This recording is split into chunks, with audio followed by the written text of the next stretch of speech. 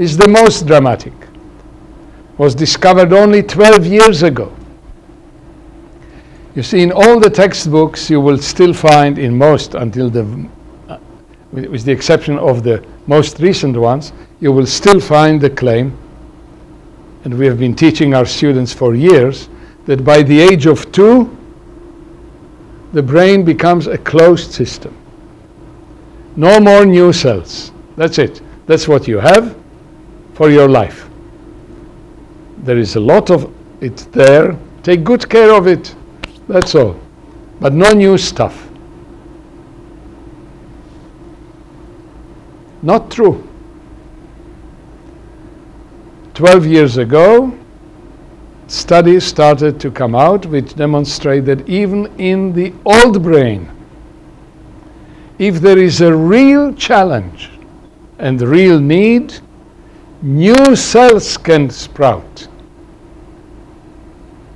that will replace whatever damage has been occurring.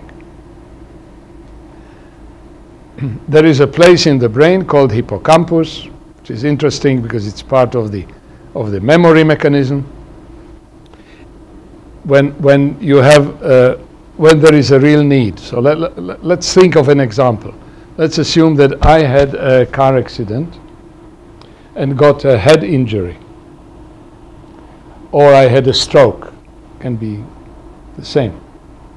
And I had a head injury here in this area, which controls, on the left side, which controls the movement of my right hand. So now my right hand, although the hand itself is okay, is paralyzed because the mechanism that I need for controlling it has been damaged. So I can't use my right hand. What the brain does very quickly, I can start using my left hand for things which I have never used before. Never. I have never tried shaving with my left hand. You know, after 1 or 2 cuts, I can do it if I have no choice. I can even start, lifting things and using my fingers' dexterity, even start writing with my left hand. Something which I have not done ever. So it wouldn't be so nice, it wouldn't be my handwriting, but I can communicate. And after a while, I will get better at it. Problem with this is that again the brain is doing something which is the easier way out. It's trying to compensate as quickly as possible for the damage.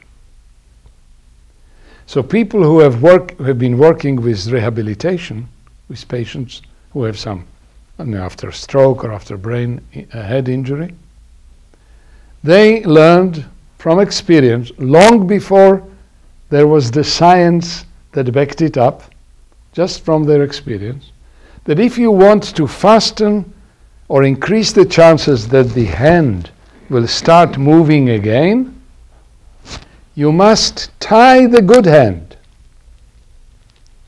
every day for a few hours. Tie the good hand.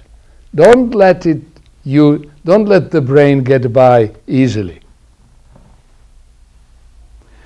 So let's say I am the patient. So now my good hand is tied, and I need something. I need to grab something, to take something. Let's say there is a glass of water in front of me, and I am very thirsty.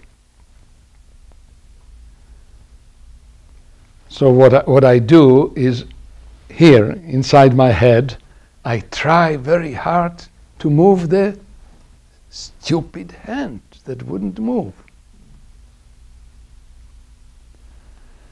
This is sending signals of a real need to the brain, and it will sometimes, not always, start producing these new cells, stem cells, that develop. Then they move slowly to the place where they are most needed, which is here in this spot, it can take weeks and months for them to get there. Eventually they get there, but they still don't know what to do because they have never done this before. So they have to go to school and learn from the experienced cells that are still there around it, around the lesion, what they are supposed to do, and then slowly the hand starts to move. So it can take sometimes many, many months of recovery. But the principle behind the recovery, the main principle and the new principle, because there are also other possibilities, that some other parts of the brain will take on itself to control this hand. But even that will happen only if there is no easier way out for the person. But now we know that there is a recovery which is based on the growth of new neurons. Can happen at the age of 70, not at the age of 2. But it needs the challenge. Without the challenge, it would not happen. So these are really fascinating things that have been coming out, and all of them point to in the same direction. That what we need is to work with the brain, not to let it idle, not to let it just sit there. We have to challenge it as much as possible in order to keep it in good shape. Now, about 25, 30 years ago, when the information, the medical information about the importance of physical exercise came out,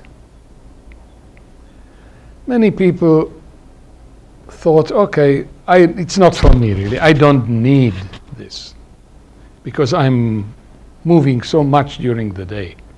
Why do I need to go to a gym or for a workout? I mean, I'm moving all the time. I jump into the car, I jump into the elevator, I do all kinds of things. But it turned out that we do not move enough, that our lifestyles are too sedentary and we cannot spend the energy that we need in order to stay in good shape and healthy. That the lungs and the heart need more than that. Not just jump into the car, but walk instead of driving. Not just jump into the elevator, but climb the stairs. But it's not easy for people to do this. It's much easier for people to take a specific time. Let's say, okay, 3 times a week I go to the gym, I do my workout, and I feel okay. But even that is difficult, as we all know. There are many more people who pay for the opportunity to use the gym than actually do it. Because they hope, one day I will do it. It's very difficult.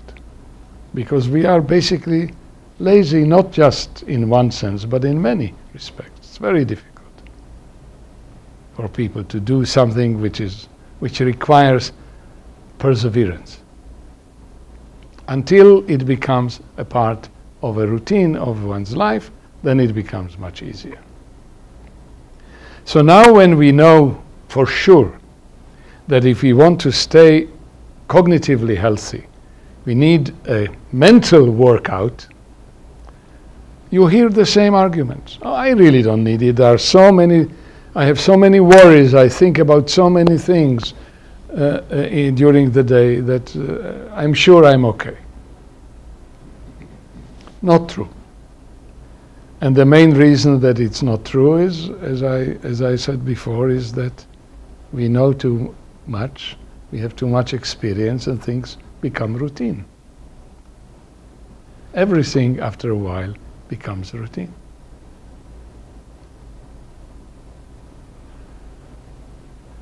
So we need to do something specific deliberately in order to challenge our brains. Now, it need not be a computer software, like in the case of our company. It can be many different things. as long as there is novelty and as long as there is some continuation to it. Take, for instance, travel. When we travel to some new place or a new country, the brain has a fantastic experience. First of all, new sounds, language,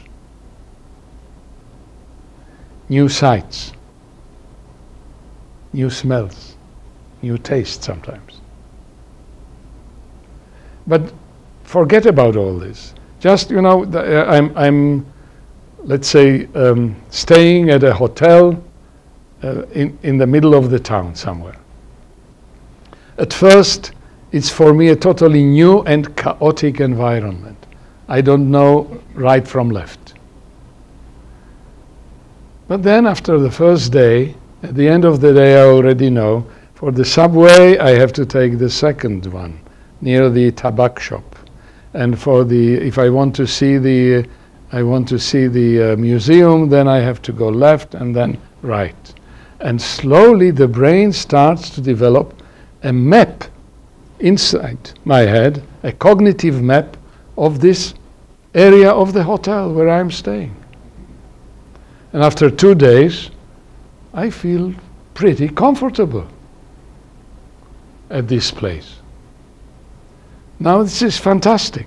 Also, it's actually a very pleasant experience.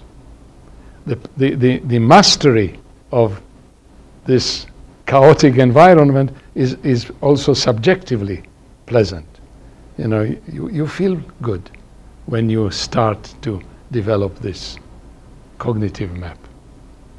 But it also does wonders for the brain. So travel is wonderful. Well, learning or trying to learn a new language. I mean, people always say, beyond a certain age you cannot learn a new language. It's not true. And one doesn't have to pick up the most difficult language. But just the attempt to learn a new language, even just a little bit to learn it, is fantastic because the language relates to all parts of the brain.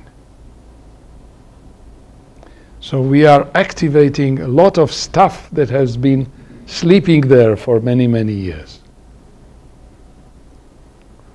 And it comes to life again. And there are many, many things that we can do in our lives in order to ensure that we will stay cognitively fit. Because when the chips are down, it's only the head that counts, really. The rest is commentary, as Shakespeare said. It's only the brain. When we start losing that, there is not much that is left. And there is no need. Today we know, there is nothing which requires this to be the fate of old people. Just losing our cognitive facilities. There is something we can do about it. So better, let's try do it. Thank you.